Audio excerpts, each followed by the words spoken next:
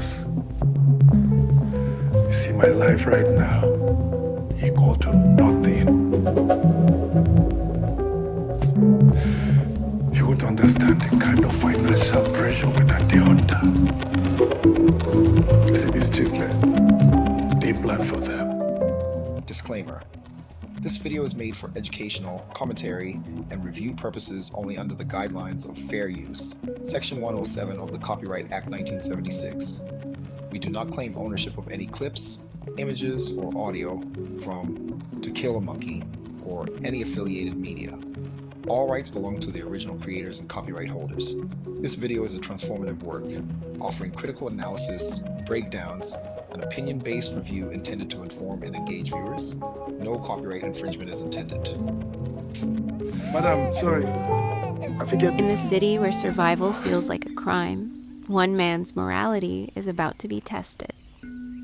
Welcome to Movies Africa, your #1 spot for breaking down the latest, most talked about films and series across Africa and beyond.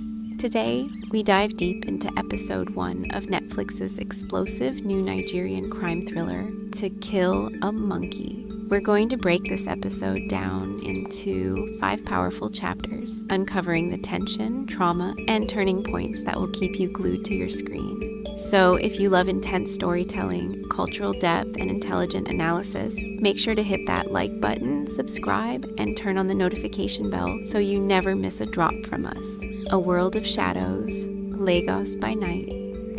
Episode 1 of To Kill a Monkey opens not with action but with mood. Lagos is introduced not just as a city but as a living, breathing character, beautiful in its lights, yet crawling with secrets beneath the glow. Director Kemi Adetiba paints a picture of dualities: wealth versus poverty, righteousness versus corruption, tradition versus ambition. The camera flows through alleys, over flybridges, into nightclubs, and past rusted danfos as we meet our central character, Efemini, William Benson. Efemini is immediately recognizable, a man drowning in quiet desperation. He's educated, street smart, and visibly frustrated. A failed job interview kicks off his day, with the interviewer's dismissive smile lingering longer than the scene itself. We get flashes of his family obligations, including an ailing mother, mounting rent pressure, and his girlfriend Neka's dream of something better. All this is juxtaposed with his refusal to cut corners. This early chapter doesn't bombard viewers with exposition. Instead, the writing allows you to feel Eve's pressure cooker existence. Kemi uses minimalist dialogue, intense close-ups, and background sounds, crying babies, radio preachers, shouting bus conductors, to show a man about to crack. The tension isn't loud, it's intimate, and that's powerful. But what really stands out is the thematic setup. We're not just watching a man fail, we're watching society slowly squeeze him. His values, integrity, loyalty, fairness begin to feel like liabilities in a system that rewards cunning. And that's what makes the first 15 minutes resonate deeply. Ghosts of the Past, The Return of Voke. Just when Av hits rock bottom, the past knocks on his door. Voke, Bucci Franklin, a childhood friend turned enigmatic tech entrepreneur. Their reunion is laced with tension. It's been years since they last met, and Voke's flashy look, confident smirk, and veiled speech hint at a man who's made peace with the underworld. This chapter begins the moral seduction. Voke doesn't directly offer Aoife anything yet, but the seed is planted. He jokes about the new Lagos hustle, drops hints about crypto runs and smart networking, all while flashing the keys to a Lexus and a wristwatch that clearly didn't come from salary pay. What makes this chapter compelling isn't just Voke's magnetism, it's how Aoife sees himself in Voke. Voke represents the version of Aoife that said yes when the world demanded compromise. Through flashbacks, we see their younger days. 2 boys sharing suya, dreaming about changing the world, mocking area boys. But now, Voke is one of them, dressed in silk, preaching survival. There's a haunting conversation at a rooftop lounge. The world doesn't reward the honest, Aoife. It rewards the bold. That line doesn't just define Voke, it slaps Eve awake, and the audience too, because Voke isn't wrong. And as the neon lights flicker over his dark sunglasses, we begin to ask, what would you do if your principles kept you hungry? The Temptation Blueprint, Dinner with the Devil. This chapter is the tipping point, the emotional and moral core of episode 1. Voke invites Ife to a high-class dinner party, not in Banana Island or Victoria Island, but in a hidden duplex guarded by 2 ex-military men. This isn't just a party, and it's a cybercrime syndicate mixer, masked as tech networking. Efe is out of place. Men speak in code.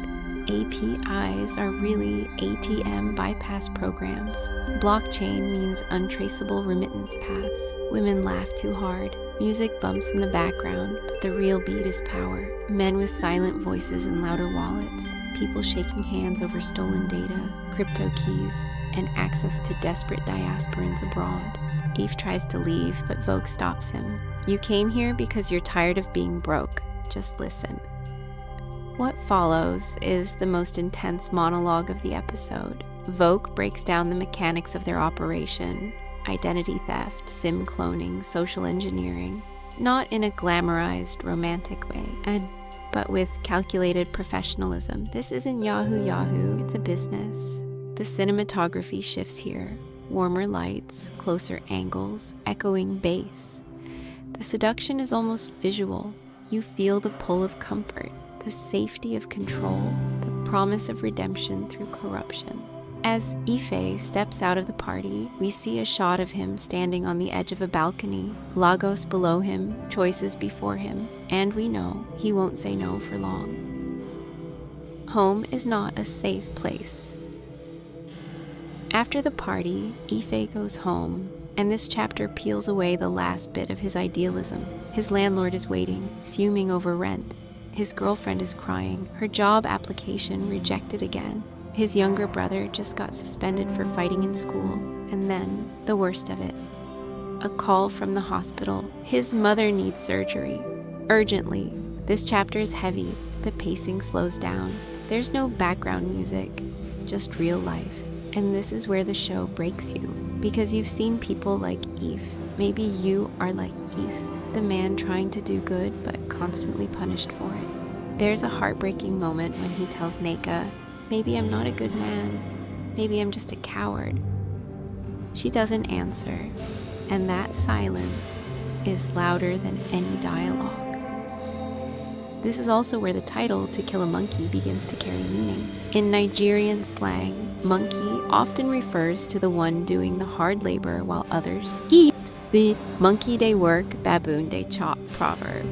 Eve is that monkey, and society is the baboon. The title now becomes a prophecy. To survive, you must kill the monkey inside you. Kill the part of you that works hard but eats last. The first step down, the key in the envelope. The final chapter of episode 1 hits like a thunderclap. Eve receives a brown envelope from Voke. Inside, a laptop, a SIM card, and a short note. Just one job. It's clean. It's safe. You choose.